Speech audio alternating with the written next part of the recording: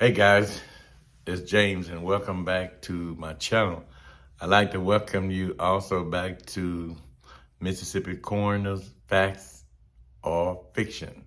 Now for the last couple of videos we've been talking about what is a coroner's case.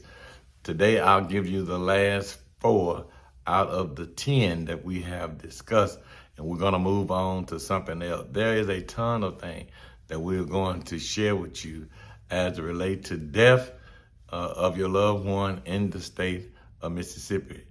Now, if you are new to the channel, I ask that you will help us out and hit that like button and subscribe so that we can get to 1,000 1,000 subscribers so that we can go live and talk to you one-on-one concerning Mississippi coroners cases that you may be concerned with or about in this state.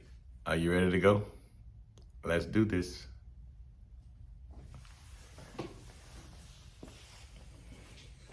Okay, guys, we're finishing up. What is a coroner's case?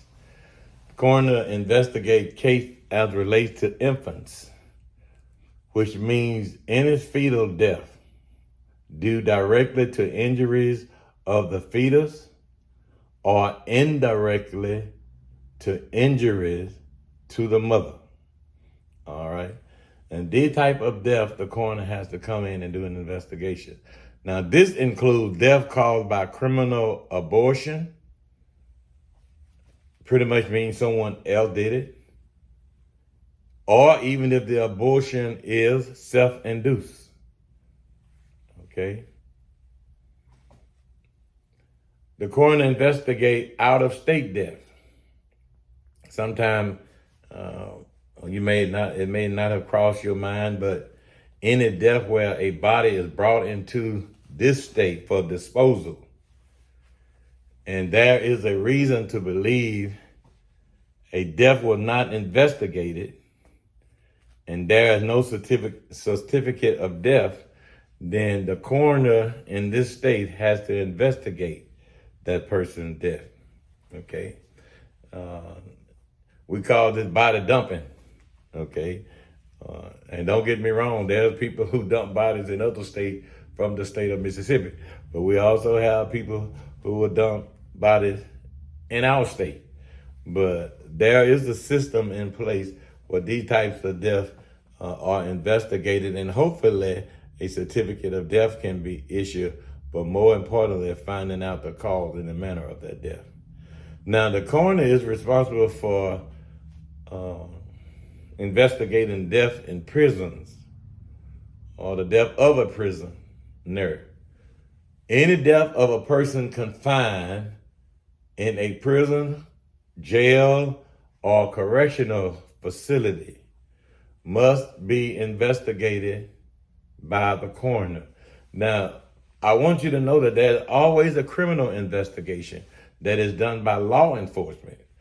But if you don't hear anything else I say in this video, law enforcement investigation and the coroner investigation are two different things. They do not go hand in hand. They do not work for each other. We work with each other, but not for each other. Okay? In these cases, the state of Mississippi requires that an autopsy must be performed. There's no exception to prison death or jail or correctional facility. You must have an autopsy done. Now, because I mentioned autopsy, I want you to know this. Coroners are not allowed to do autopsies on every single case they have. It's not feasible, and it is not required by any state that I know of that an autopsy has to be done on any case.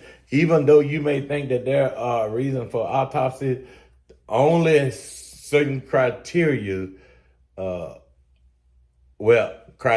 have to be met in order to do autopsy. And we'll talk about that later on as well, okay? Especially if you have an autopsy question. Now, also the coroner's responsibility to investigate death of people in the emergency room. Any death of a person who presented to the emergency room unconscious or cannot communicate and dies within 24 hours without regaining consciousness or the ability to speak the coroner has to do an investigation on these type of cases. Now, the guideline or the statute state, unless this person is seen by a physician 36 hours preceding the death, which means that if this is basically a natural death cause, and they've seen a doctor 36 hours preceding that death, the coroner doesn't necessarily have to be called. But in most cases in the state of Mississippi, most emergency room call the coroner, and it's all about covering your own self. Okay. And there you have it. Now, we've talked about non-natural death. We've talked about violent death. We've talked about unexpected, unexplained, unattended, unidentified, infant death, the death of a child, prisoners' death, out-of-state death, and death in the emergency room. Those are the cases in which the county coroner are called out, but not limited to these. There's always a circumstance that can present itself, and the coroner will still have to go out and investigate that case. Now, the state medical examiner has the right to send the coroner on any type of case that they would like to, because we work directly under the state medical examiner system. And there you have it.